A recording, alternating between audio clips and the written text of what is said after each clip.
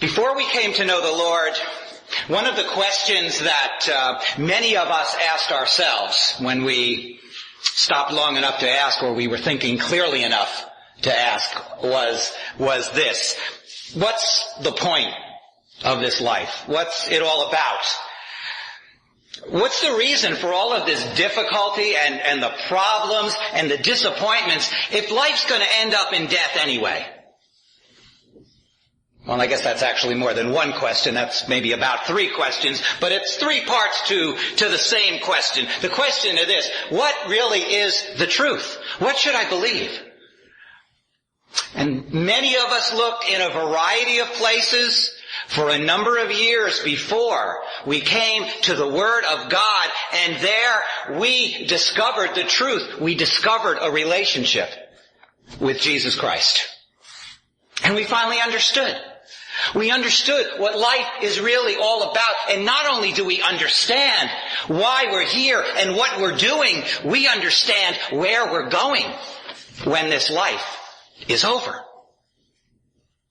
Many people still, and you know them, spend so much time running around, confused and blind, self-medicating themselves on pleasure.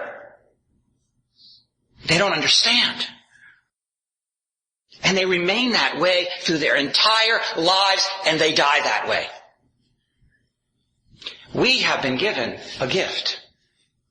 We're in a special place this morning. Through the blood of Christ, we have become sons and daughters of the King, of the God of the universe. We are forever His. We are forever in His care. But contrary to what many would tell us, the Bible tells us that as His disciples, life isn't always smooth sailing. The water can be rough.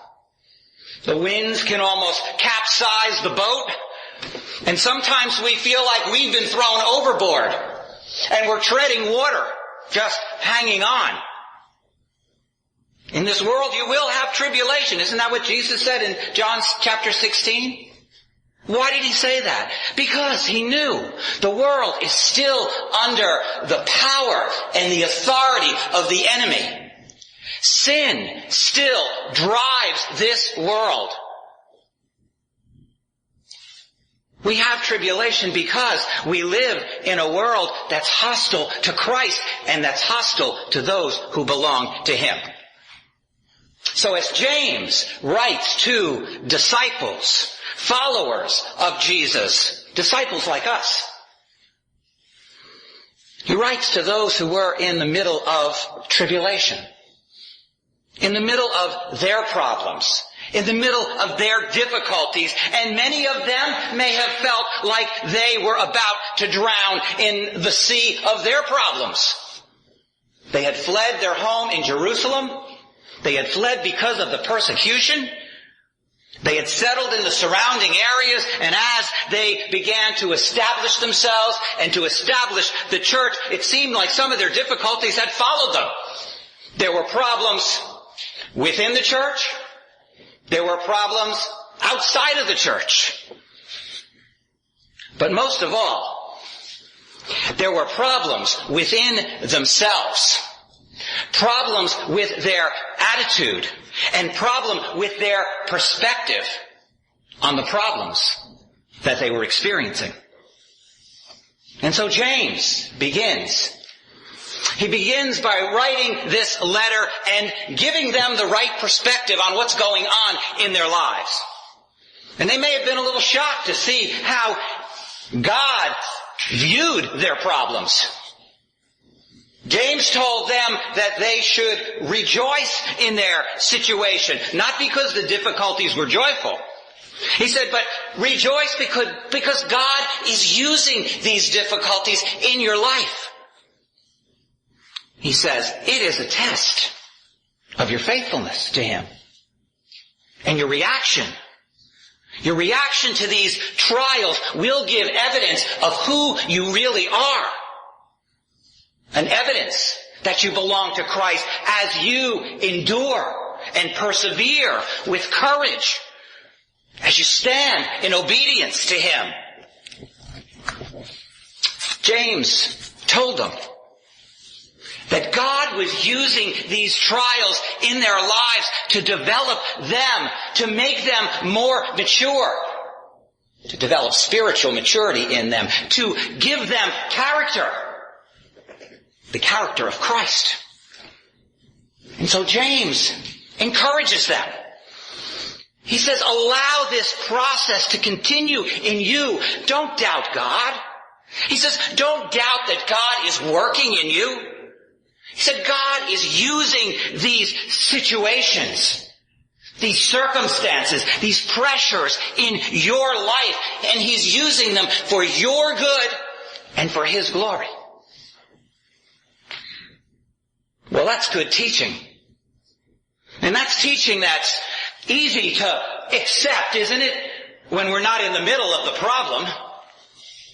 But when the difficulty goes on, and the testing doesn't stop, then it becomes a little more difficult, doesn't it? James says that while we are in the middle of this test, he said we may begin to head in the wrong direction. He says there may be a temptation to sin.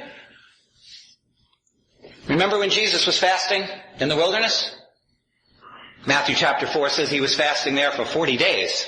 That was just after He had been baptized by John. The Holy Spirit descended on Him. A voice from heaven, the voice of God the Father, spoke and said, "This is my beloved Son." It was a confirmation of who He said He was. It was a testimony of His mission, of His ministry. But as so often happens after those great moments of spiritual victory, there comes those moments of great testing. And Jesus was in that time. He was in a time of testing. But we're told that even though it was a test, Satan came to Him and wanted to use this test as an opportunity for Jesus to be tempted and to sin against God. It's interesting that the word test and the word trial and the word temptation are all the same Greek word in the Bible. Perasmos. It's the same word. What God has designed to be a test of our faith. What He has designed for our spiritual growth. What He has designed for our good can become distorted in our minds and in our thinking, and we begin to head in the wrong direction. We begin to be tempted to sin against God. And so James addresses this issue. He addresses this issue of temptation. It begins in James chapter 1, verse 13, and he says, let no one say. He says, let none of us who belong to Christ, who are His disciples, deceive ourselves into believing this. He says that when we are tested, when we are tempted, he says, tempted to sin, he says, don't say that I am being tempted by God. James says, don't blame God for your temptation. Don't use God as your excuse for your sin. Isn't that what happened in the Garden of Eden? Genesis chapter 3. God asked Adam why he had disobeyed Him. What did Adam say? Adam blamed Eve. So God asked Eve why she had disobeyed. Who did she blame? She blamed the serpent. But in the end, Who is really blamed for this? Genesis chapter 3, verse 11, Adam says, yes, the woman has caused me to disobey. But he added this, he said, it's the woman whom thou hast given to me. You gave her to me.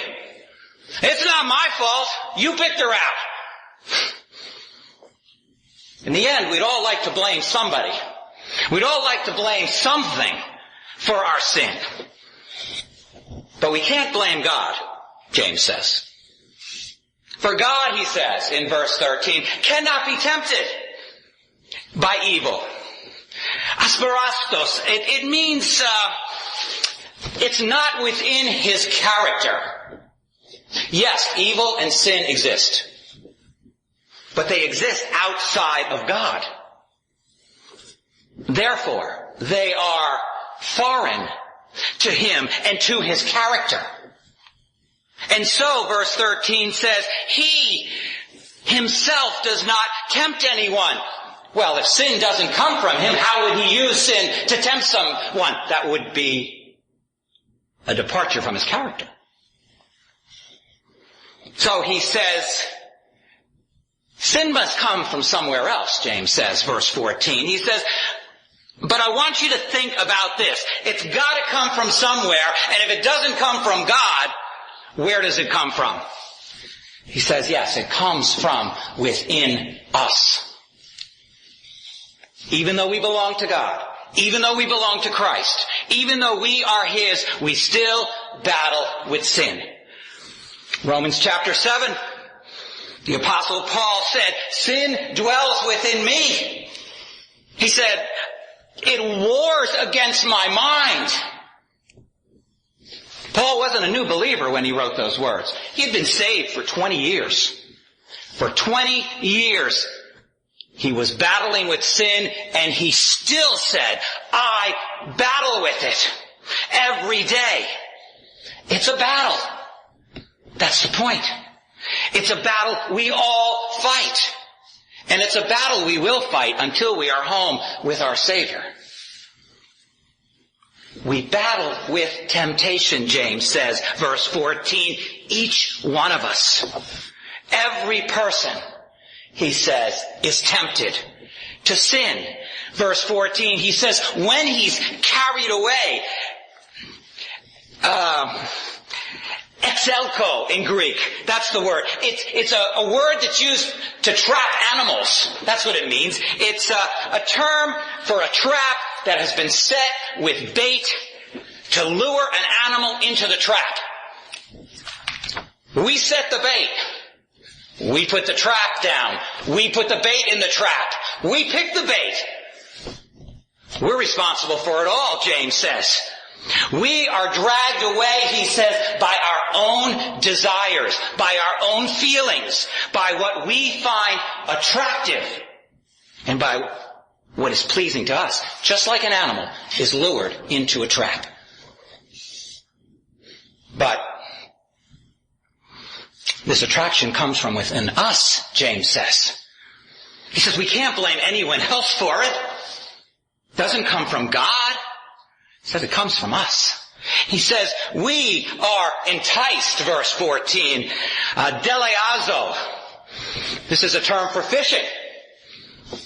It's a term for baiting a hook.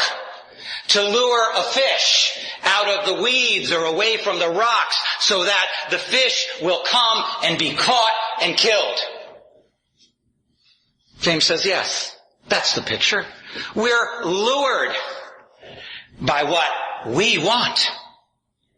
We're lured by what pleases us. And just like the fish doesn't think about its safety, neither do we. We're lured away by our sin, by what attracts us. The bait may be different for each of us. We're all different. We all have different desires. We're all attracted to different things. For some of us, some of those things may be a little more subtle. They might not be quite so obvious. They may even appear to be harmless. But James says this, we all are tempted. That's what he just said. He said, we all are lured away to sin by something. Everyone is tempted, he says in verse 14, by his own lust, by his epithumia. We've narrowed the meaning of that word down, haven't we? We usually think of some sort of sexual sin. That's not what the word means. It means a strong desire of any kind, a longing, something that we really want. James says, then when lust, verse 15, when those desires and those longings have been conceived, sulambano, it means they've taken hold of us and they've gripped us. And we can't stop thinking about them. And they cloud our thinking because we're not thinking with God's perspective. We're thinking with our perspective. We want what we want. And we tell ourselves, what? That we're entitled to it. We deserve it. And so, James says that's what it's like. The attitude, this attitude begins to grow inside of you. He says, just like a child that begins to grow inside the womb of a mother. And he says in verse 15, it gives birth. This attitude in us gives birth to what? He says, to sin, to harmadia, to what's wrong, to what's disobedient, to what has taken us in the wrong direction and away from God. And he says, when this sin is accomplished, completed, he says, what happens? It brings forth what? He says it brings forth death, thanatos, spiritual death. Sin leading to death. This is the process, James says, that is at work in us. And he doesn't say that it might be at work there. He says it is at work there. It's at work in all of us, James says. And so, he cautions us to stop the process. Wherever we are in the process, what do we need to change? Maybe it's our thoughts. Maybe it's our attitudes. Maybe it's our perspective. We need to understand and change the way we see things. We need to stop setting the trap for ourselves with the bait that we have chosen. James says in verse 16, don't be deceived. He says, or another way you translate that is, stop being deceived if you're already deceived. Planeo. He says, stop wandering off. He says, don't wander off and be misled. Don't misunderstand what's going on here, he says. He says, my beloved brethren, in verse 16, he says, the battle is within us. The temptations are real. He says, but these temptations don't come from God. He says, that's not how God tests us. How does God test us? Well, God tests us in a way that reflects who He is. He's good, isn't He? And so whatever He does, anything that He does, anything that He allows in our lives would have to be good, wouldn't it? So whatever He brings our way wouldn't be brought there to lead us away from Him.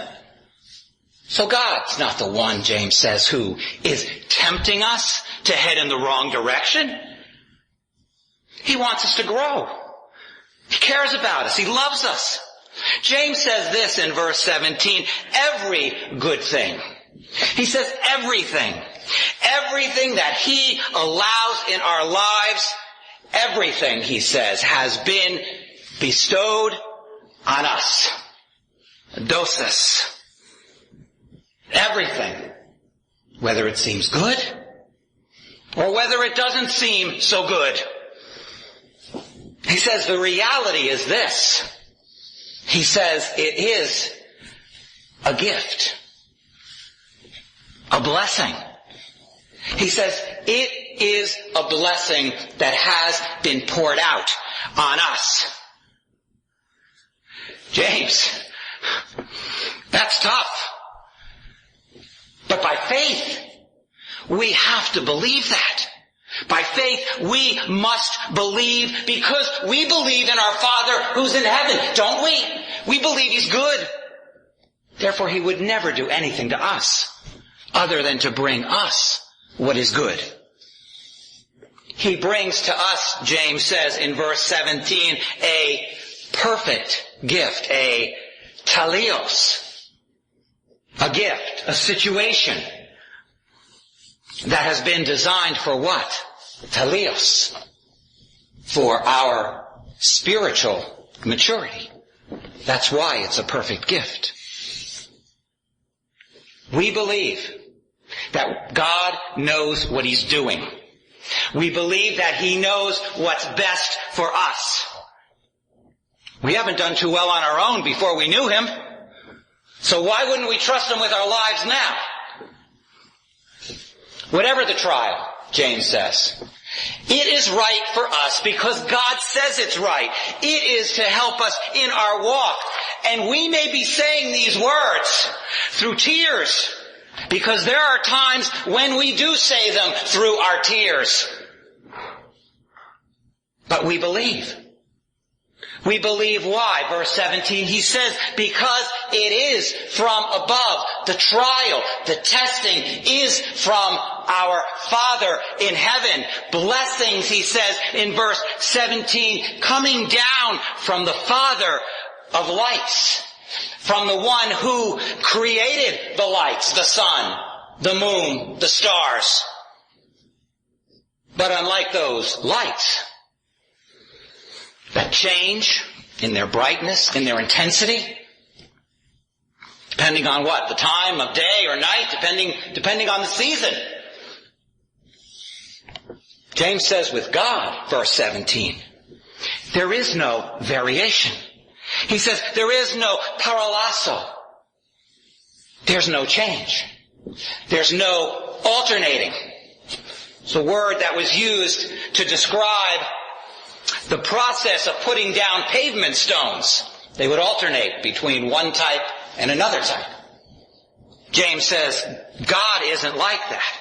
He doesn't alternate. He isn't one way this day and another way that day. He is consistent in His dealing with us, and He is consistently good. He's not like, James says in verse 17, a shifting shadow. A tropos, aposkiasma.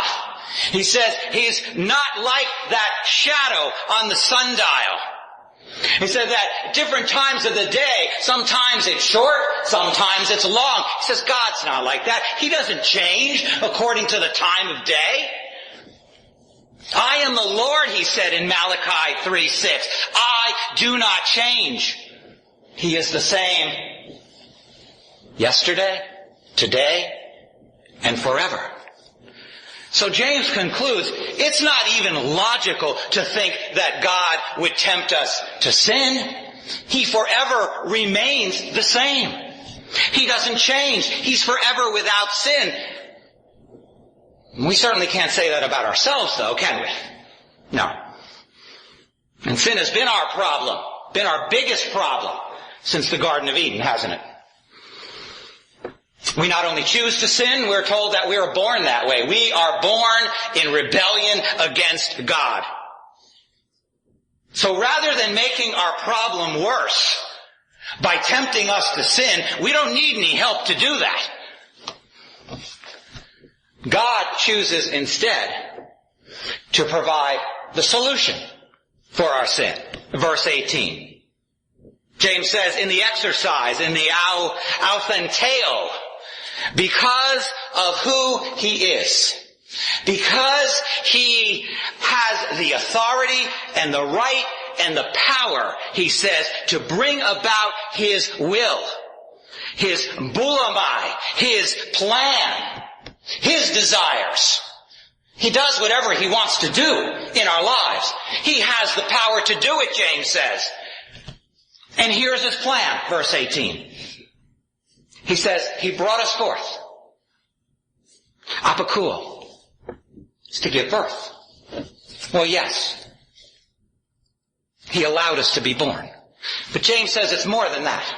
He says he brought us forth by the word of truth, verse 18. It says we weren't only born the first time. There wasn't only a physical birth. He says God has brought a spiritual birth into our lives.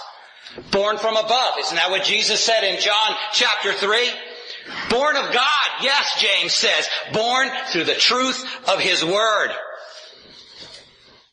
Through the Bible, we read, we understand that we have the opportunity for a new life, the opportunity for a new nature, the opportunity to be with Christ in heaven.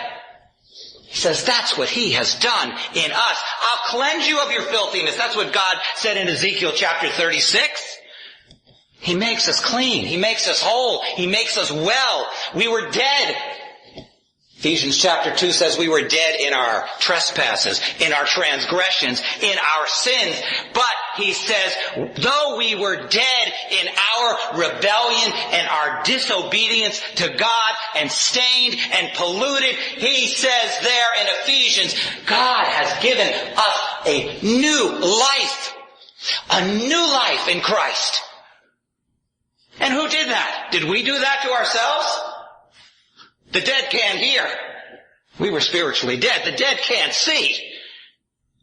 But it is God who has put that new life in us. Now we're spiritually alive. So that we, James says in verse 18, who have been saved, who have received eternal life, who are now sons and daughters of God, so that we might be, he says, as it were, the first fruits among His creatures. That's what our new life is to picture, James says. We're to picture what was pictured in the Old Testament. The first fruits of the harvest. So what's that? What's that all about? Well, in the Old Testament, Exodus, Leviticus, Deuteronomy, God commanded that the children of Israel bring the best of their harvest and bring it to the Lord and offer it to Him as a sacrifice. They were to bring as God blessed them. And they were to bring it first. They weren't to bring the excess. They weren't to bring the leftovers. They weren't to bring what was damaged, things that they really didn't want anyway. God told them, make an offering to me that is worthy of who I am. Bring an offering, he said, a sacrifice that costs you something, the best of what you have to give. We are to be those first fruits, James says.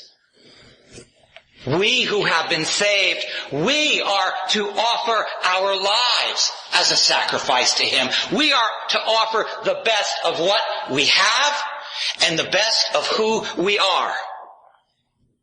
James says that's God's plan for us. That's what He wants from us. So why then would He tempt us to sin? Why would He work against His own plan for us? We wouldn't be much of a sacrifice, would we? If we're full of sin, if we're heading in the wrong direction. James says that's right. God doesn't tempt you to sin. This you know, my beloved brethren, he says in verse 19. But he says there, really, the way it's constructed, if you don't know, you really should know it. This is what you should know, he says, but even if you know it, the question is this: will we really respond to that information? Are we going to respond to God by knowing what James has just told us about how we are to live before Him? Are you willing to obey these words, he says? I mean, if these words are the words of God Himself, if we believe the Bible is God's written word, then shouldn't we be obeying them? Well, some people say, yes, I believe the Bible is the Word of God, but you gotta be careful. They say, don't take it too literally. If you do take it literally, some of these words will turn our world upside down, won't they? Could mean some radical changes in our thinking and in our lives. But James says, if you truly belong to Christ, if you're truly His disciple, he says, you need to be quick to hear. Verse 19. You need to be quick to hear what God has to say to you through His Word. Takas. He says, you need to listen. You need to get the message right. And he says, not only that, he says, you need to let it penetrate deep into your heart. He says, you need to listen and to respond without hesitation. That's what the word means. An ear to hear. An ear to respond to God. We need to be ready to respond to His Word, to what He has to say to us today. Remember young Samuel, 1 Samuel chapter 3. He was just a boy. And he was in the temple. And God spoke to him. And how did Samuel respond? He said, speak. Thy servant is listening. That is what we need to do. We need to become good listeners to God. We need to be willing to respond to His Word. We need to hang on every word in the Bible. Is that how we do? Is that what we do when we read the Bible? Do we really hang on every word? I mean, after all, it's the God of the universe who's speaking to us. We are to be, James says in verse 19, slow to speak. We are to do what some of us have great difficulty doing with each other. He says, we need to slow down. He says, we need to be still. And we need to listen to what God has to say to us through His Word. That takes time. What do we call it today? Quality time? Time to be alone with God. But time is at such a premium, isn't it, in our culture? Everyone, everything is moving at such a fast pace. There's so much to do. There's so much we want to do. There's so much that demands our attention and our time. And when we do come before the Lord, when we do read His Word, we want a soundbite. We want the condensed version. No wonder we have such a distorted view of what God is trying to do in our lives. We really don't know Him that well. We really don't understand because we really don't understand Him. We don't take the time to sit and listen and hear what He has to say to us.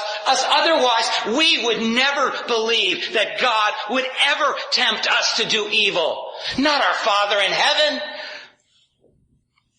We would never believe that He would do anything to hurt us. Lord, forgive us for having those thoughts.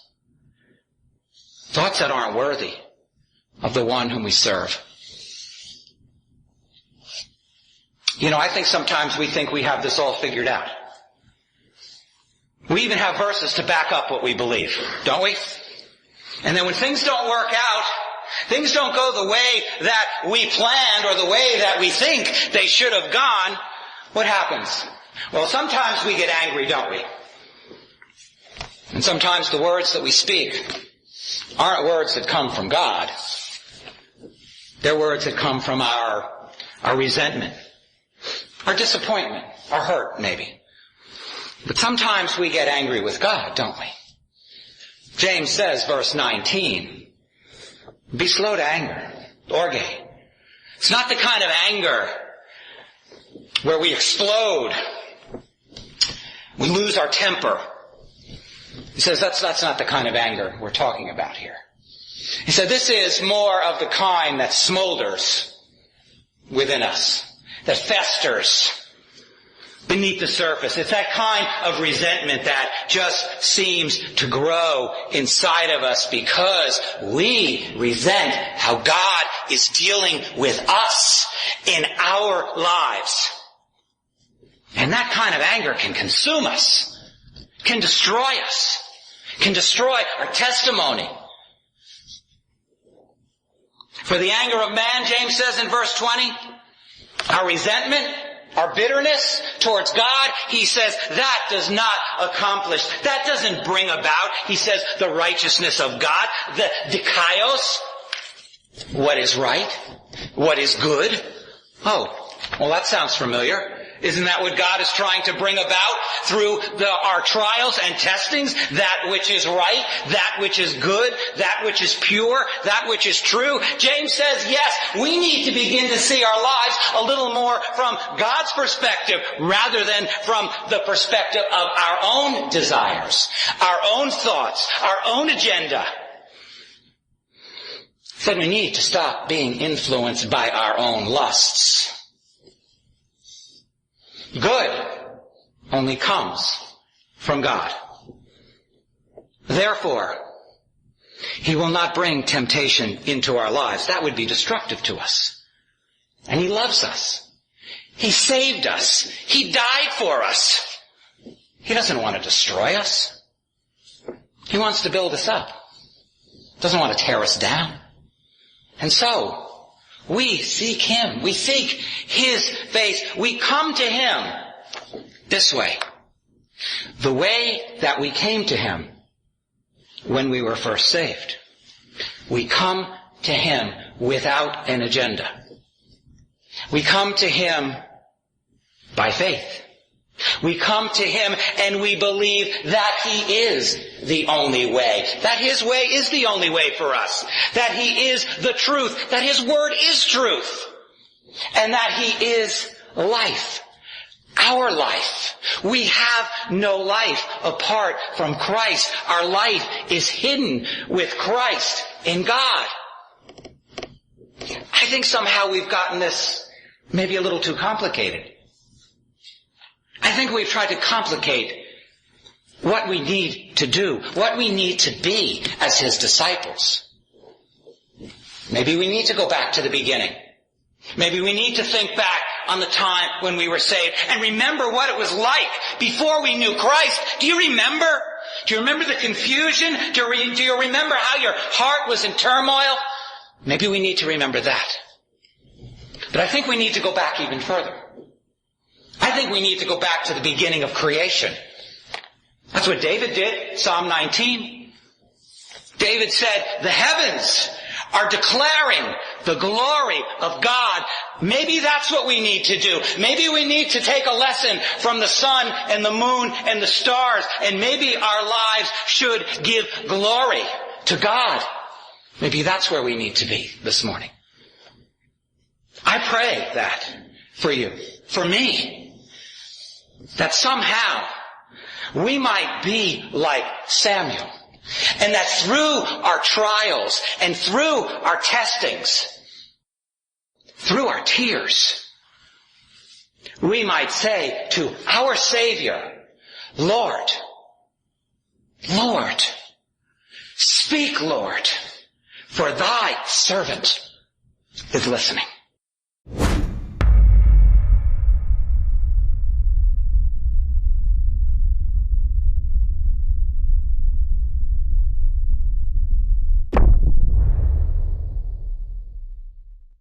You've been listening to Bruce David Bell, pastor of Berean Bible Fellowship.